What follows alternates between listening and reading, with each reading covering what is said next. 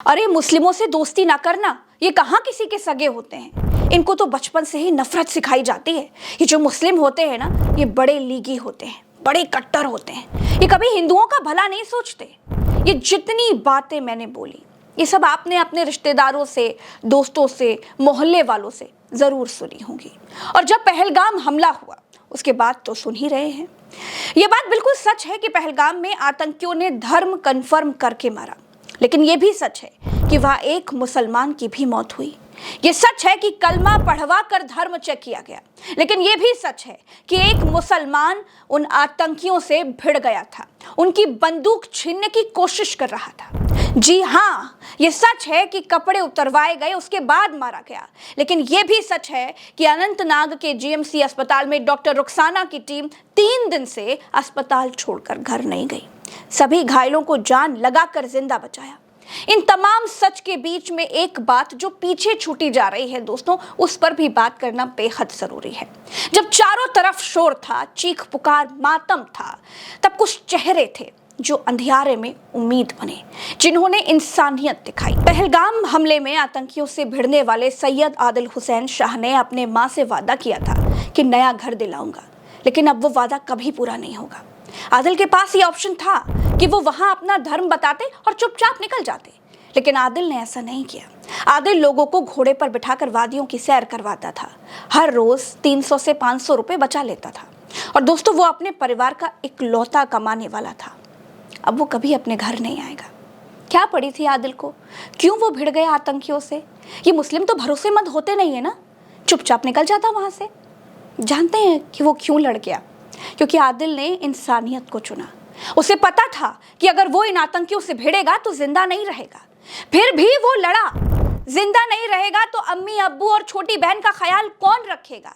ये ख्याल भी तो आया होगा ना उसके मन में। लेकिन फिर भी वो लड़ा और हिंदुओं को बचाने में एक मुस्लिम आदिल हुसैन ने खुद को कुर्बान कर दिया। सलाम है ऐसे बहादुर भाई को। फक्र होगा अम्मी अब्बू को अपने इस बेटे पर। दूसरे हीरो से मिलिए दोस्तों, नजाकत अली, 11 हिंदुओं की जान बचाने वाला व्यक्ति। लेकिन इन पर कोई हेडलाइन, कोई शो आपको गोदी मीडिया नहीं दिखाएगा। लेकिन जिनकी जिंदगी नजाकत भाई ने बचाई, वो लोग बार बार उसका धन्यवाद दे रहे हैं। छत्तीसगढ़ में बीजेपी के नेता अरविंद अग्रवाल अपने दोस्तों, उनके परिवार वालों के साथ पहलगाम गए थे। साथ में बीजेपी की पार्षद पूर्वा स्थापक भी थी।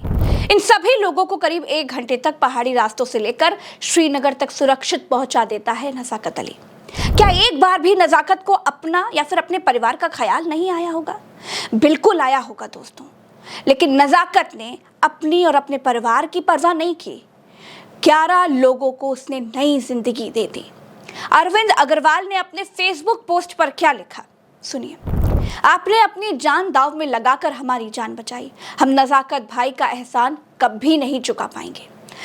दोस्तों, आदिल हो या नजाकत, दोनों ने बता दिया कि इंसानियत से बड़ा, हिंदुस्तानियत से बड़ा कोई धर्म, कोई मजहब नहीं है।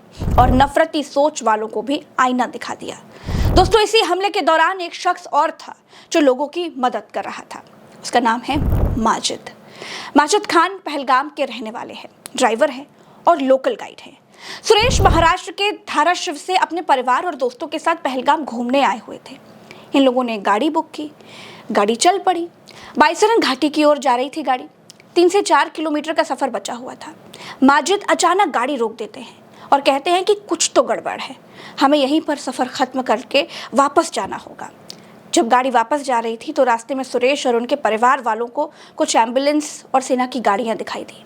वो वापस होटल पहुंचे तो जानते हैं माजिद ने उनसे क्या पूछा? माजिद ने पूछा कि सर, अगर आप लोगों को डर लग रहा है तो आप लोग मेरे साथ मेरे घर चलिए, वहाँ कोई खतरा नहीं होगा। सुरेश ने माजिद को गले से लगा लिया।